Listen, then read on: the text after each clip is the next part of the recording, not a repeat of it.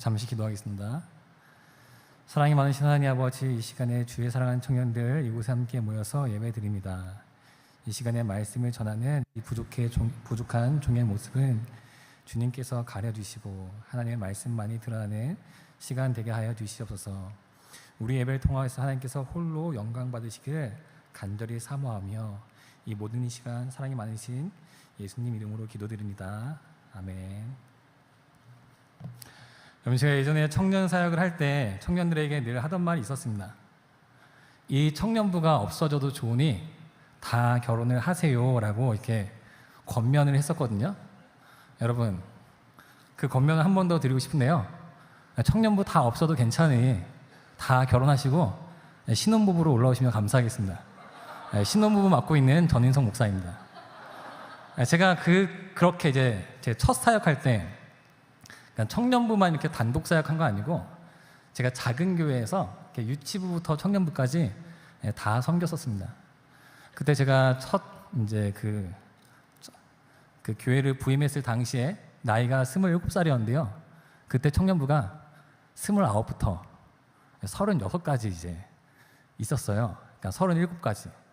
그러니까 다 저보다 형 누나들이 있어가지고 이 사람들이 다 결혼을 하면 좋겠다라는 그런 마음의 소망이 있었습니다. 그 중에 한 사람은 제가 결혼시켰고요. 저와 함께 살고 있는 저희 아내가 그 자리 가운데 있었습니다. 여러분, 혹시 저를 잘 아시나요? 저는 누구냐면은 제 이름이 전인성이거든요. 저는 저를 항상 소개할 때 금광교회에서 가장 착한 목사라고 소개를 해요. 금강교회에서 인성이 가장 좋은 전인성 목사입니다. 박수로 한 번만 환영해 주시면 감사하겠습니다.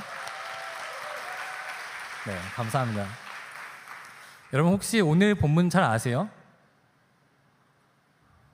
제가 목사가 되고 나서 사무엘서를, 그러니까 사무엘상부터 사무엘하를 전체를 연구하고 처음부터 끝까지 쭉 설교를 한 적이 있었는데, 그때 제가 사실 오늘 본문을 보고 깜짝 놀랐습니다.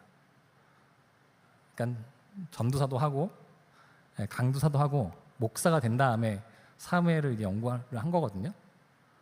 근데 이 연구를 할 때 이 본문이 제가 처음 보는 것 같은 거예요. 그러니까 성경 통독 때 이렇게 지나가는데 그렇게 눈에 잘 들어오지 않았던 본문이에요. 그래서 제가 이제 연구를 하려고 열심히 보고 있는데, 성경에 이런 본문도 있구나라는 생각을 하게 됐거든요.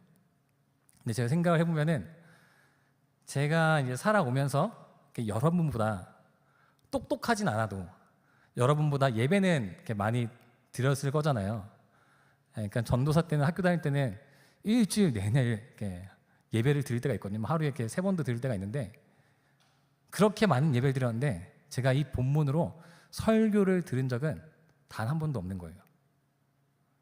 여러분, 혹시 이 본문으로 설교를 들으시거나 혹은 큐티를 하시거나 혹은 마라톤 프로젝트로 이렇게 묵상하다가 이 본문에 너무 이렇게 꽂히고 매료되어서 열심히 묵상해 본 경험이 있으세요?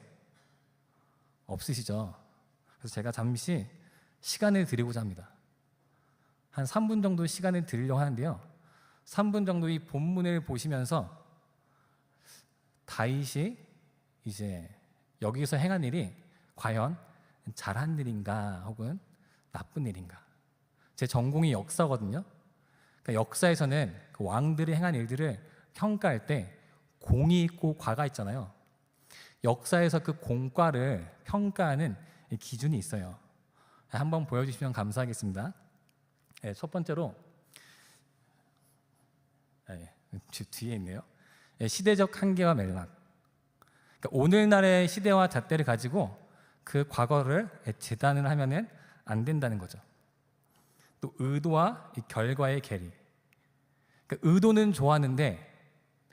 좋았지만 백성들이 힘들어하고 그것 때문에 나라가 망하잖아요. 그럼 그게 과가 되는 거예요. 근데 의도는 나빴어요. 그러니까 속된 말로 의도는 쓰레기였어요. 근데 그것 때문에 백성들이 훨씬 더 유익을 얻었다면, 또 그 후에 백성들이 이 나라가 훨씬 더 잘 됐다면 그것이 공이 될 수도 있는 겁니다. 또 이 일을 통하여서 이 나라가 그 향후에 지속성으로 이렇게 더 살기 좋아졌냐, 그것도 평가 항목에 들어가고, 또 이것이 어떤 한 사람에게만 특혜가 있느냐 혹은 여러 사람에게 많은 이익을 가져다 주느냐도 고려사항이 됩니다. 대체 가능성, 누구라도 이 일을 그렇게 했을 것인가? 세종대왕 아니고 다른 왕이 됐으면은 한글이 만들어졌을까요? 대체 가능성도 고려를 해야 한다는 것이죠. 이런 거를 고려하면서 본문을 보셔도 되고, 혹은 이런 거를 고려하지 않고 결론적으로 다윗이 잘했네, 다윗이 못했네, 이것은 긍정적인 면이네, 이것은 부정적인 면이네 라는 것을 한번 성경을 읽으시면서 생각을 해보면 좋겠습니다. 지금부터 딱 3분 동안 하도록 하겠습니다. 저는 그동안 물을 마시고 저도 본문을 한번 더 보고 있도록 하겠습니다.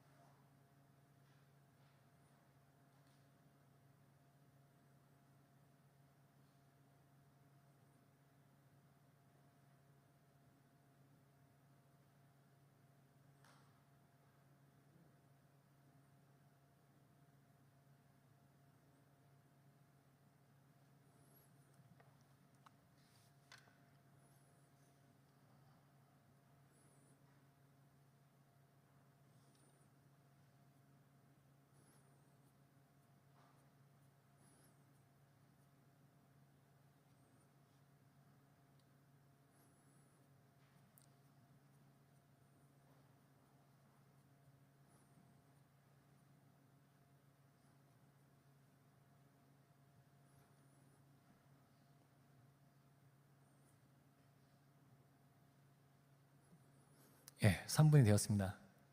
혹시 다윗이 좋은 사람 같아요? 나쁜 사람 같아요?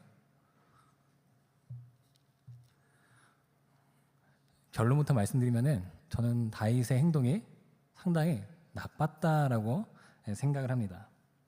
오늘 본문 전체적인 것을 간략하게 먼저 설명을 드리고 다시 한번 본문의 순서에 따라서 본문이 어떤 의미를 가지고 있는지 함께 나눠보도록 하겠습니다. 다윗 시대의 3년 기근이 일어났습니다. 3년 기근 때문에 다윗이 하나님께 기도를 하죠. 하나님께서 알려주십니다. 사울이 기브온 사람들과 언약을 파기했기 때문에 그런 것이다 라고 알려주시죠. 다윗이 기브온 사람들을 부릅니다. 기브온 사람들이 우리의 문제는 은금에 있지 아니하다. 그래서 결론적으로 사울의 7 자손을 우리에게 넘겨달라 이야기를 합니다.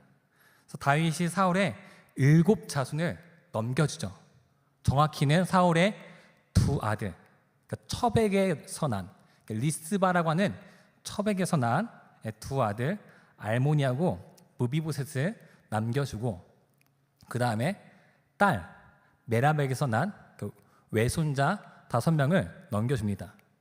한 가지 아이러니한 것은 다윗이 예전에 골리앗을 죽인 다음에 사울 왕의 이제 사위가 될 뻔했죠. 그때 결혼할 뻔했던 사람이 메랍입니다. 근데 사울이 메랍을 다른 데 시집을 보내죠. 그리고 그 후에 사울이 원하는 조건을 다윗이 또 충족하자 사울이 그제서야 미가를 다윗에게 시집을 보내죠. 그러니까 메랍은 다윗의 어떤 부인이 될 뻔했는데 메랍에게서 난 5명의 자녀가 다윗의 결정과 선택 때문에 죽임을 당하게 된 것입니다. 역사의 아이러니죠. 여기까지는 다시 TMI였고, 본문으로 다시 돌아오면은, 그래서 기브온 사람들이 사울의 7 자손을 이제 목을 매달아서 처형을 하잖아요. 그 장소가 어디죠? 기브온 사람들이 기브아에서 처형을 합니다. 기브아가 어디죠? 사울의 고향. 사울의 고향 땅에서 사울의 자손 7을 이제 처형을 하는 것입니다. 근데 리스바가 시체를 지켜요. 리스바가 시체를 지키는데 그 시체가 이제 들짐승이 먹지 못하게, 공중의 새가 먹지 못하게 그 시체를 지킵니다. 얼마나 지키는지 보면은 곡식을 베기 시작할 때부터 하늘에서 비가 시체에 쏟아지기까지라고 얘기합니다. 지금 기근 상황이잖아요. 비는 안 내리는 겁니다. 그러니까 하늘에서 비가 시체에 쏟아지기까지라는 것은 우기를 얘기하는 거예요. 곡식을 베기 시작할 때는 건기, 하늘에서 비가 시체에 쏟아지는 것은 우기. 그게 6개월씩이거든요. 그러니까 최소 6개월 동안 지키고 있었다라고 보시면 되겠습니다. 다윗이 리스바의 그런 행동을 듣고 사울 가문의 장례를 치르는데 7명의 자손의 그 시체를 가져다가 장례를 치르는 것이 아니고 거기서 요나단의 뼈, 사울의 뼈까지 함께 가져다가 장례를 치르는 것을 알 수가 있습니다. 우리가 지금 읽은 것은 사무엘하 21장입니다. 사무엘하 21장은 21장부터 24장까지가 사무엘서의 부록이라고 하는 부분이에요. 그럼 부록은 언제 쓰는지 아세요? 혹시 책 써보신 분 계실까요? 제가 부록은 언제 쓰냐면은 정말 이거는 꼭 얘기를 하고 싶은데 이거를 얘기하자니 이 책의 맥락하고는 안 맞는 거예요. 그럴 때 부록을 써요. 그래서 부록을 맨 뒤에 놓습니다. 그래서 저는 책을 보면은 부록이 있는지 없는지 그걸 확인하고 부록에서 이제 어떤 내용을 얘기하는지. 그러니까 부록은 결국에는 이 사람이 정말 하고 싶은 말을 써놓는 거거든요. 그래서 저는 그 부록을 이제 확인하는 경향이 있습니다. 그러니까 이런 거예요. 이렇게 수업 시간에 수업을 하다가 선생님이 잠깐 다른 이야기를 셀 때가 있잖아요. 그런 얘기를 하는 거예요. 근데 저는 이상하게 그런 것만 기억에 남더라고요.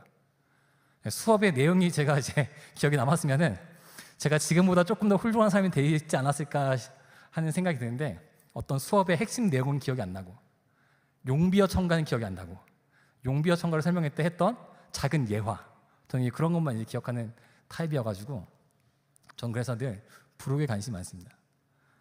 근데 본문이 부록이에요. 근데 본문이 부록이라는 것은 무엇이냐면은 지금 이 이야기가 사무엘하 전체 그 연대기에 벗어나 있다라는 것을 이야기하는 것이죠.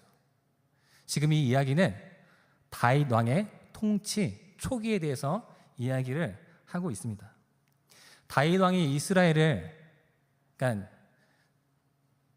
남유다와 통일 왕국 이스라엘을 몇 년 통치했는지 알고 계시나요? 40년을 통치했습니다. 헤브론에서 남유다를 7년 반 동안 통치를 하고 33년간 예루살렘에서 통일 이스라엘을 다스렸어요. 통일 이스라엘을 다스린 지 얼마 안 된 시점에서 오늘 사건이 일어난 것입니다. 다윗 왕의 통치 초기에 기근이 일어났어요. 여러분, 고대 사회에서 왕은 어떤 존재죠? 왕은 하나님의 대리자라고 하는 사람들이에요. 하나님의 대리자인데 내가 하나님의 대리자로서 이 공동체를 맡고 있는데 비가 안 와요. 3년 동안이나. 처음에는 뭐 그럴 수도 있겠죠. 근데 둘째 해 또 비가 안 와요. 셋째 해에도 비가 안 내려요. 백성들이 곡식이 씨가 말라가지고 더 이상 먹을 것이 없어가지고 땅을 파먹어야 하는 그런 상황까지 오게 된 겁니다. 그런 상황이 오게 되면 백성들이 어떤 마음이 들었을까요? 왕을 원망했겠죠. 다윗 왕의 그 자질에 대해서 하나님께서 다윗 왕을 정말로 우리 공동체에, 우리 이스라엘에 보내신 게 맞을까라고 하는 의구심이 들겠죠. 만약에 세움 청년부에 어떤 목사님이 왔는데 그 목사님이 1년이 지났는데 청년부가 반이 날아갔어요. 제 저주로 하는 게 아닙니다. 예를 듣는 겁니다. 또 2년째에 또 반이 날아갔어요. 4분의 1이 남았어요. 3년째에 또 반이 날아갔어요. 그러면 여러분들은 어떻게 생각하시겠습니까? 이 목사님은 신뢰하지 못해. 이런 생각 하시지 않겠어요? 다윗 왕이 통일 이스라엘의 왕이 됐는데 기근이 일어난 겁니다. 3년이나. 그러니까 백성들이 원망했겠죠. 그래서 다윗 왕이 이제 기도를 하죠. 하나님, 이 기근의 원인이 무엇입니까? 라고 기도를 하니까 하나님께서 알려주시죠. 사울 왕이 기브온 사람들과의 언약을 파기했기 때문이다. 기브온 사람들 아시죠? 여호수아가 그 가나안 땅을 이제 들어갔을 때 기브온 사람들이 옷을 헐겁게 해가지고 왔잖아요. 그래서 화친을 맺었잖아요. 그 사람들이 이제 이스라엘에 녹아들어서 성전에서 이제 일을 하는 사람들이 되었는데 사울 왕이 그 사람들을 내쫓으려고 한 거예요. 그래서 피해 학살을 벌인 거예요. 그래서 그 사람들의 원한 때문에 지금 3년 기근이 일어났다. 성전에서 봉사한 사람들의 원한 때문에 3년 기근이 일어난 거다라고 하나님께서 사울 왕에게 이야기를 하고 계시는 겁니다. 하나님께서 다윗 왕에게. 그래서 다윗 왕이 어떻게 하죠? 아까 말씀드렸다시피 기브온 사람들을 불렀습니다. 그래서 기브온 사람들이 우리의 문제는 은금에 있지 아니하다. 은을 줘도 금을 줘도 만족할 수 없습니다. 사울 왕의 자손 7명을 주세요라고 이야기를 합니다. 그래서 다윗 왕이 어떻게 하죠? 요나단의 아들 무비보셋은 지켰다라고 이야기를 하고 있습니다. 이걸로 추정컨대 무비보셋이 사무엘하 이제 9장에 나오잖아요. 그러니까 9장 바로 이후 혹은 10장 바로 이후에 일어난 일이다라고 성경학자들은 생각을 하고 있어요. 근데 다윗 왕이 그 사람들에게 이제 7명을 아까 말씀드렸다시피 내어주죠. 그래서 그 사람들이 사울의 고향 기브아에서 사울의 7자손을 매답니다. 피의 숙청을 진행을 하는 거예요. 근데 저는 이것을 부정적으로 평가한다라는 것입니다. 다윗이 이 선택을 통해서 얻을 수 있었던 것은 무엇일까요? 7명의 자손을 기브온 사람들에게 내어주면서 다윗이 얻을 수 있었던 것은 일석삼조의 효과가 있습니다. 첫 번째로 이 기근이 나 때문에 일어난 게 아니다. 다윗 왕은 지금 이제 자신의 그 왕권을 위협받고 있는 상황이잖아요. 이 사람이 정말 하나님께서 보내신 왕이 맞을까라고 하는 그런 위협과 도전을 받고 있는 상황이었어요. 그런데 사울의 자손을 내어줌으로써 이스라엘 전체 가시적으로 이것이 사울 때문이지 이것이 다윗 때문에 일어난 기근이 아니구나라는 것을 대대적으로 알릴 수가 있었던 거죠. 두 번째로 기브온 사람들의 마음을 얻을 수가 있었겠죠. 기브온 사람들의 원한을 들어줌으로써 기브온 사람들의 마음을 얻을 수 있었다는 것입니다. 세 번째 효과는 무엇일까요? 다윗이 지금 이스라엘의 두 번째 왕인데 첫 번째 왕 사울하고 지금 가문이 다르잖아요. 그러면 사울 왕의 자손들은 어떤 마음이 있을까요? 언젠간 저 자리를 다시 가져오고 싶다라는 마음이 있었겠죠. 그런데 사울의 7자손을 기브온 사람들에게 내어짐을 통하여서 정적을 제거할 수 있었던 거예요. 그러니까 일석삼조의 효과가 있다라고 말할 수 있는 것입니다. 다른 말로 다윗은 지금 하나님의 일을 한다라고 하면서 자신의 이권을 노리고 있다라는 것입니다. 참 많다. 이상한 게 여러분 다윗이 7명 내어줄 때 누구를 보호하죠? 무비보셋을 보호해요.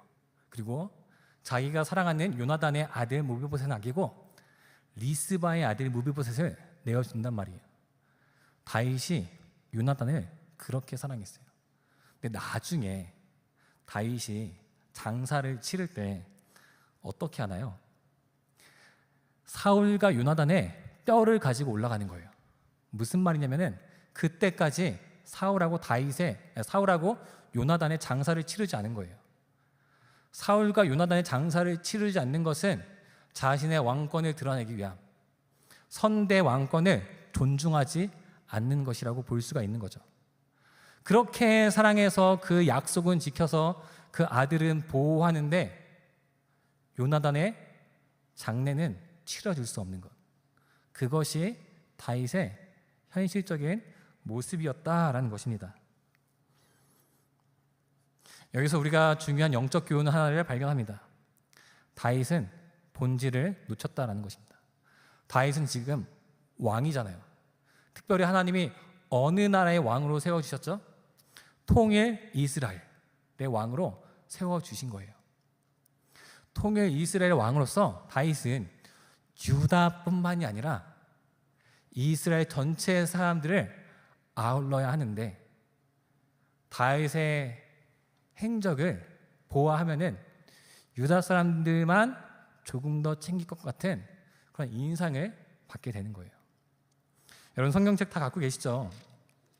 우리 성경책 사무엘하 19장으로 한번 넘어가 볼까요? 사무엘하 19장 42절에서 43절을 보도록 하겠습니다. 사무엘하 19장 42절에 43절 다 함께 읽겠습니다. 시작. 모든 유다 사람이 이스라엘 사람에게 대답하되 왕은 우리의 종친인 까닭이라. 너희가 어찌 이 일에 대하여 분을 내느냐? 우리가 왕의 것을 조금이라도 얻어먹었느냐? 왕께서 우리에게 선물로 주신 것이 있느냐? 이스라엘 사람이 유다 사람에게 대답하여 이르되 우리는 왕에 대하여 열 몫을 가졌으니 다윗에게 대하여 너희보다 더욱 관계가 있거늘 너희가 어찌 우리를 멸시하여 우리 왕을 모셔오는 일에 먼저 우리와 의논하지 아니하였느냐 하나 유다 사람의 말이 이스라엘 사람의 말보다 더 강경하였더라. 21장부터는 이제 부록이니까 시간에 상관없는데 20장까지는 전체적인 연대기 순으로 기록이 되어 있습니다. 다시 말해서 사무엘하 19장을 보면은 다윗이 그 통치 중반기를 넘어가고 있는 시점인데 이 시점까지도 유다와 이스라엘이 하나가 되지 못하는 그런 인상을 우리가 받을 수가 있는 거죠. 다시 본문으로 넘어와서 다윗은 통일 이스라엘 왕으로서 이스라엘 전체를 대변해야 하는 그런 책임을 가지고 있었어요. 그렇지만 다윗이 그렇게 하지 못했다라는 것입니다. 사울 지파를 베냐민 지파를 지켜주지 못한 거죠. 베냐민 지파를 기브온 사람들에게 내어짐을 통하여서 다윗이 전하고자 하는 메시지는 무엇이었나요?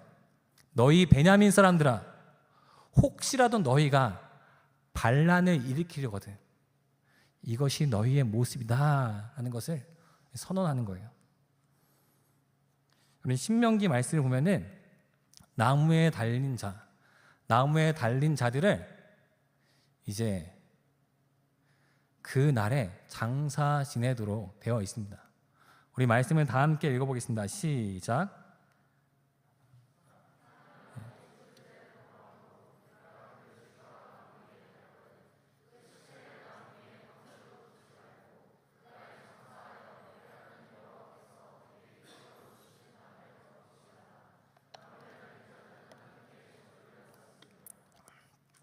우리가 방금 읽었듯이 나무에 달려 죽은 자는 부정한 사람들입니다. 그래서 그 시체를 밤새도록 달아두지 말아야 합니다. 왜 그럴까요? 말씀을 보면은 그 땅이 더럽혀지기 때문에 그렇다라는 것이죠. 그런데 다윗이 지금 어떤 일을 행하는 거죠? 내가 주었어요. 그 기브아에 시체가 7개가 달려 있어요. 7구라고 하죠. 7구의 시체가 달려 있는데 안 거두어요. 그 땅을 더럽히고 있는 거예요. 그러니까 베냐민 그 지파 자체를 더러운 지파, 더러운 땅으로 만들려고 하는 다윗의 음모 혹은 계략이 숨어 있는 거라고 볼 수가 있습니다. 너무 다윗을 지금 이렇게 모함하고 있나요? 근데 이것은 고대 근동의 민족들이 자신의 위용을 과시할 때 썼던 행위예요. 다윗이 지금 그 행태를 똑같이 하고 있는 것입니다. 이때 비련의 여인 리스바가 나옵니다. 우리 오늘 본문 9절하고 10절을 다시 한번 읽어보겠습니다. 오늘 본문 9절에서 10절입니다. 시작. 죽은 때는 곡식 빼는 첫날 곧 보리배기 시작하는 때더라. 아야의 딸 리스바가 굵은 배를 가져다가 자기를 위하여 바위 위에 펴고 곡식 베기 시작할 때부터 하늘에서 비가 시체에 쏟아지기까지 그 시체에 낮에는 공중의 새가 앉지 못하게 하고 밤에는 들짐승이 범하지 못하게 한지라. 아들들이 죽은 때는 보리가 추수되는 4월경이었습니다. 네, 리스바는 아들들이 달린 그 바위산으로 올라갑니다. 거친 베옷을 바닥에 깔고 앉아서 부패해 가는 시체 7구를 지키기 시작합니다. 밤낮으로 땅의 들짐승으로부터 하늘의 새로부터 그 시체들을 지키고 있는 것이죠. 여러분 혹시 국민 작가라고 하는 박안서 선생님 알고 계세요? 이 박안서 선생님이 한 말씀만 하소서라고 하는 책을 썼습니다. 이 박안서 선생님은 아들이 1명이고 딸이 4명이에요. 온 국민이 서울 올림픽으로 들떠 있던 1988년에 남편이 폐암으로 소천을 했어요. 남편을 떠나보낸 지 3개월 후에 서울 의대를 졸업하고 의사로 있었던 26살 된 아들이 교통사고로 죽습니다. 그 아들을 잃고 나서 일기처럼 쓴 책이 한 말씀만 하소서라고 하는 책입니다. 그 책에 이런 내용이 있습니다. 다 함께 이 책의 문구를 이렇게 띄워주시면 감사하겠습니다. 네, 이 책의 문구 다 함께 읽어보겠습니다. 시작. 아침엔 누른바를 푹 끓인 걸 한 공기나 먹었다. 균열이 생긴 것처럼 메마른 혀와 식도에 상쾌한 통증을 느꼈다. 구수한 냄새도 좋았다. 딸이 눈을 빛내면서 좋아했다. 자식을 앞세우고도 살겠다고 꾸역꾸역 음식을 쳐놓는 격렬한 토악질이 치밀어 아침에 먹은 걸 깨끗이 토해냈다. 이것이 사랑하는 자녀를 잃은 부모의 심정이에요. 사랑하는 자녀를 잃은 부모가 정말 살기 위해서 며칠이나 굶어가다가 숭늉, 누룽지 하나 입에 넣었을 때 그게 어찌나 그렇게 맛있던지. 근데 이 숭늉이 맛있게 느껴지는 본인 자체가 화딱지가 나고 내가 어떻게 지금 이것에 맛을 느낄 수 있단 말인가 라고 하면서 본인을 자학하는 지금 내용을 쓰고 있는 거예요. 이분이 신앙생활을 한 지 이제 4년째 접어들었던 시점입니다. 그런 시점에 좀 하나님께 몸부림치면서 쓰고 있는 거예요. 자식이 죽었는데도 밥이 맛있는 그 삶이, 그 존재가 싫었던 것이죠. 사랑하는 가족을 잃은 것이 가장 큰 슬픔일 것입니다. 그런데 잔인하게도 사는 사람은 사라지는 게 또 인생인 것이죠. 리스바는 미치지 않고서야 견딜 수가 없었겠죠. 사랑하는 두 아들을 잃은 것입니다. 6개월 동안 한 자리에서 지킨 것이죠. 산송장이 되어야 했던 두 아들을 5명의 조카를, 손주인가요? 5명의 손주를 지키고 있던 것입니다. 인간이 이성을 뛰어넘는 그 어떤 것도 설명할 수 없는 것이 바로 이 리스바의 마음인 것이죠. 다윗이 이 여인의 이야기를 듣습니다. 이 여인을 긍휼하게 생각합니다. 자신의 했던 짓을 본문에는 회개했다라고 나오지 않지만 회개한 것 같습니다. 그래서 요나단의 뼈와 사울의 뼈를 가지고 올라가서 7명의 시체와 함께 총 9개의 그 굴을, 그 시체 9굴을 가지고 제사를 지내고 나서요, 장례를 치르고 나서요, 그 후에야 이스라엘에 비가 내렸다라는 것입니다. 요나단의 뼈를, 사울의 뼈를 제대로 안장을 해준다는 것은 어찌 보면은 다윗 왕 자신의 그 왕권에 위협이 될 수도 있는 상황이었습니다. 그렇지만 다윗은 이제는 긍휼의 마음을 가지고 사울의 그 가문의 명예를 회복시켜 준 것이죠. 사울 가문과 베냐민 지파의 진정한 회복의 손길을 내민 거라고 볼 수가 있습니다. 여러분 놀랍지 않으십니까? 7명의 시체를, 7명의 그 사람을 목에 매대어 달았을 때는 빗방울이 하나도 떨어지지 않았습니다.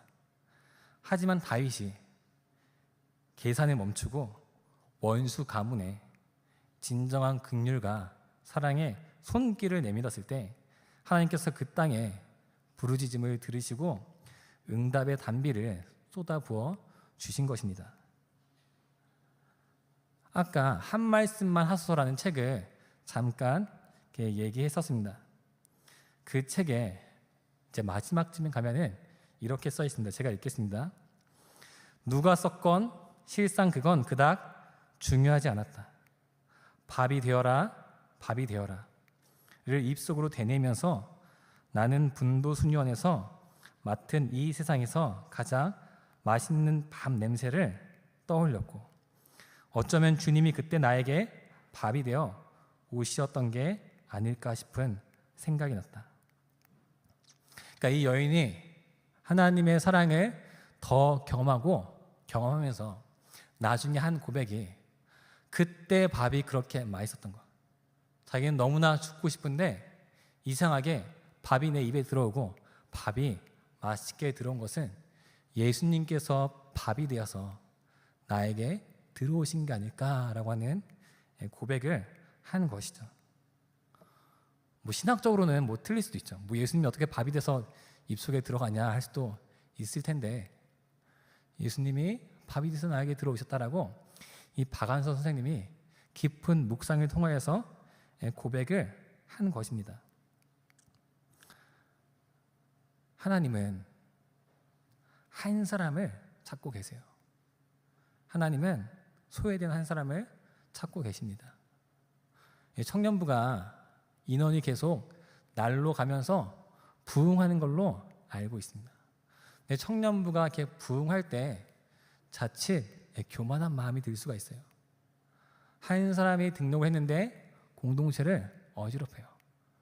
저런 사람은 조금 안 왔으면 좋겠다라는 마음이 들 수도 있어요. 근데 그러나 한 영혼까지도 여러분들이 소중하게 생각하고 대해 주시기를 주님의 이름으로 부탁드립니다. 마태복음 5장 7절은 예수님께서 이렇게 말씀하십니다. 긍휼히 여긴 자는 복이 있나니 그들이 긍휼히 여김을 받을 것이며. 우리 신앙생활의 본질은 하나님의 마음을 품는 거예요. 예수님의 마음을 품는 겁니다. 예수님은 긍휼한 사람은 하나님을 볼 것이다, 긍휼히 여김을 받을 것이다 라고 이야기를 하고 있습니다. 내가 우리 공동체의 원을 향해서 긍휼히 여길 때 하나님께서 나의 존재를 긍휼하게 여기신다라는 것입니다. 여러분, 혹시 마음 가운데 조금 미운 사람이 있습니까? 이 청년부에서 조금은 불편한 사람이 있습니까? 그런 사람을 긍휼히 여겨주시길 바랍니다. 그런 사람을 긍휼히 여겨서 화해의 손길을 내미시고 주님 안에서 참된 화해가 있기를 바랍니다. 다윗 왕이 그 행적을 다시 한번 생각을 해보면은 다윗 왕은 자신의 본분을 몰랐습니다.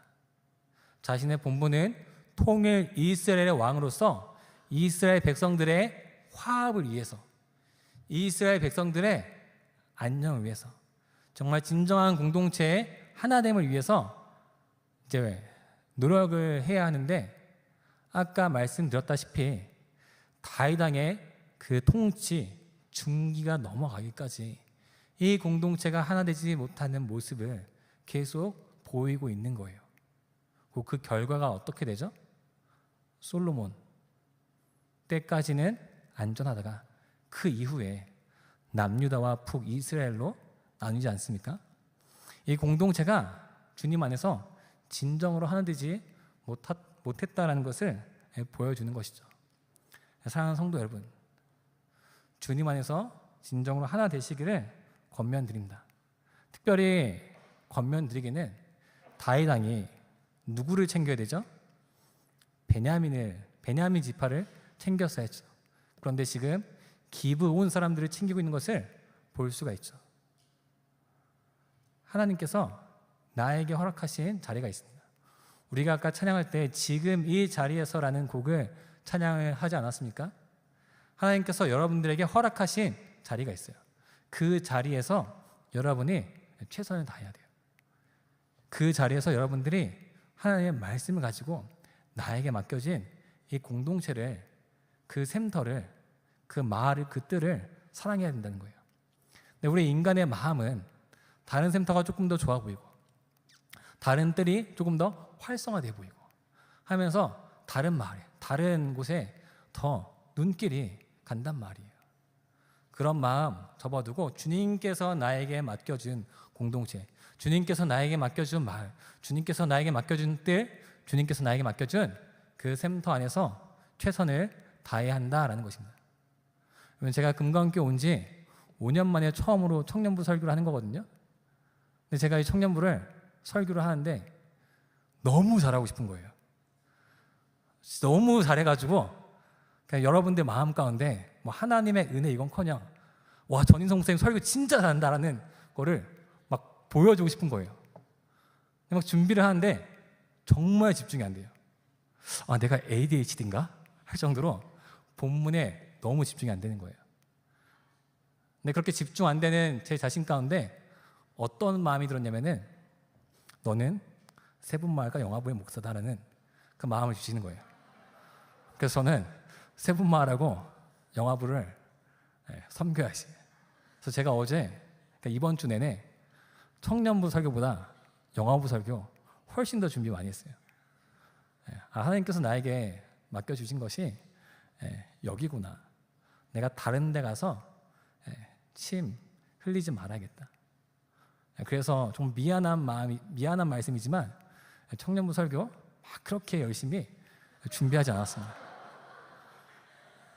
네, 하나님께서 여러분들의 마음을 만지셔가지고 알아서 응답하셨으리라, 알아서 조명하셨으리라. 그 마음이 여러분의 마음 가운데 알아서 적용되게끔 하실 줄로 믿습니다.